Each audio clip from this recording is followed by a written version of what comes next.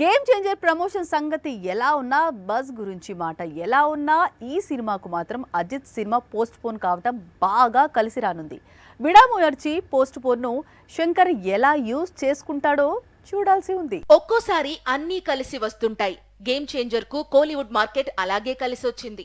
శంకర్ పై ఉన్న అభిమానంతో కావాలనే పోస్ట్ పోన్ చేశాడా తెలియదు కానీ గేమ్ చేంజర్ కు కోలీవుడ్ వరకు లైన్ క్లియర్ చేశాడు. ఈ అవకాశాన్ని రామ్ చరణ్ అండ్ శంకర్ ఎలా వాడుకుంటారో, ఎలాంటి వసూళ్లను కొల్లగొడతారో చూడాల్సి ఉంది. తమిళనాట అజిత్ సినిమా విడుదల అంటే చిన్న విషయం కాదు. అక్కడ అజిత్ తిరుగులేని స్టార్. ఇలాంటి సమయంలో గేమ్ చేంజర్ అజిత్ సినిమాకు పోటీ అంటే తొలుత స్క్రీన్స్ దొరకడం కూడా కష్టమే అనుకున్నారు. కానీ ఇప్పుడు అనూహ్యంగా ఈ సినిమా విడుదల వాయిదా పడటం మాత్రం గేమ్ చేంజర్ యూనిట్ కు కొండంత బలాన్ని అందించింది అని చెప్పవచ్చు. ఒక్క కోలీవుడ్ లోనే కాదు, బాలీవుడ్ లోనూ గేమ్ చేంజర్ కు పెద్దగా పోటీ లేదు. సోనూ సూద్ మూవీ ఫతే ఒక్కటే రిలీజ్ కు రెడీగా ఉంది.